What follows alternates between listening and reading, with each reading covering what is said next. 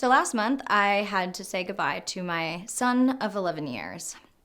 Jimmy battled brain cancer from February of 2019 to September of 2019. And as we approached mid-September, I had to confront the very real reality that we were losing the battle to this tumor. Towards the end of his life, Jimmy had multiple seizures daily, was losing mobility in his limbs, circling incessantly, and stopped interacting with me and his siblings. I knew it was time to put him down, but getting to that decision was incredibly difficult. Congress is eating right now. Can you hear it? I didn't want to do... I didn't want to do euthanasia before I'd tried everything I could to save him, but I also didn't want to extend his suffering if death was inevitable just because I didn't want to let him go. So when you're deciding whether or not to put a pet down, there are some factors to consider. Now, there are quality of life scales that exist out there that you can look at or take quizzes of. Most of them have very similar variables, but before I jump into that, I do want to take into consideration financial situations. I know that I'm in a really privileged position. I was able and willing to pay thousands and thousands of dollars to try any treatment for Jimmy that the vet recommended. But having worked in veterinary hospitals in my teenage years, I know that that is not an option for everyone. So of course, if your pet is terminally ill, you may have to put them down before you feel comfortable doing so. And if that's the case, it's okay. I want you to know it's okay. You can measure your pet's quality of life with 5 of these key concepts. 1, do they have more good days than bad? This was huge for me. And once Jimmy started having more bad days than good, I knew it was probably time. It's also helpful to track this with a calendar or something so you can gain more objectivity in this very emotional time.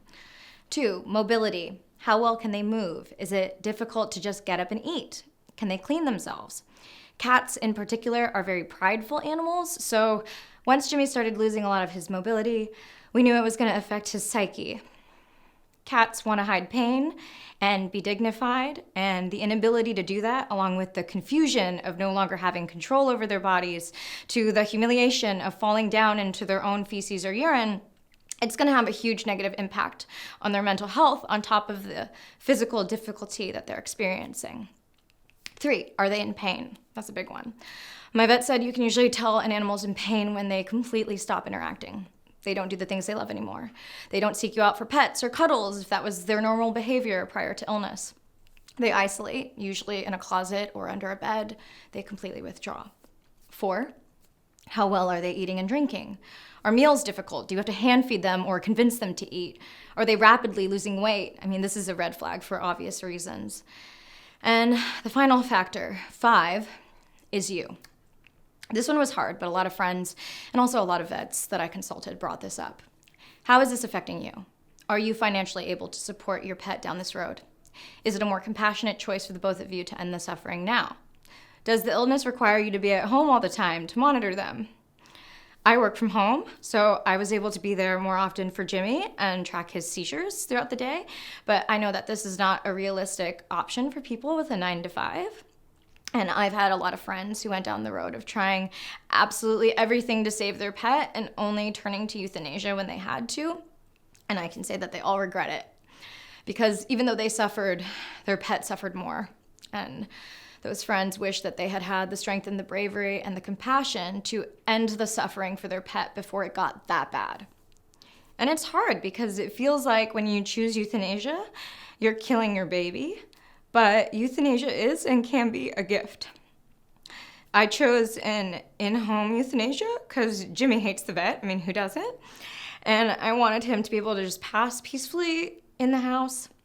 And if you go this route, just so you know what to expect, someone will come and there are 3 injections that they'll do. The first injection is to relax them. The second one is an anesthetic, which will just completely knock them out and make them stop feeling altogether. And the third injection that they get stops their heart. I was really lucky. I had a lot of friends come over and support me saying goodbye to my son. And I chose to cremate him. And I'll show you actually what you get. Oh, sorry, I forgot this. I chose to cremate him. And you can choose also to get like a little paw print like this. And it usually takes like 14 days to get this back. This is actually Phoebe, my first cat. But Jimmy will come home soon. And if you're watching this video because you're in the position of wondering, is it time? First off, I'm so sorry you have to make that I remember I was Google searching when this first happened to me, and it's just like automatically crying because you're like, this is such a horrible thing to like have to deal with. But what I found most comforting in this time is the following words from my therapist. Jimmy found a loving and wonderful mother in you. That is a part of life that transcends time and gets to be yours, always. Your time with your pet is yours, always. And you'll know when it's time to let them go. It's a very brave, compassionate, and really hard decision, but I and your fur baby trust that you will do right by them. I'm Akana. Go adopt a couple of fucking cats and love them for me. Goodbye.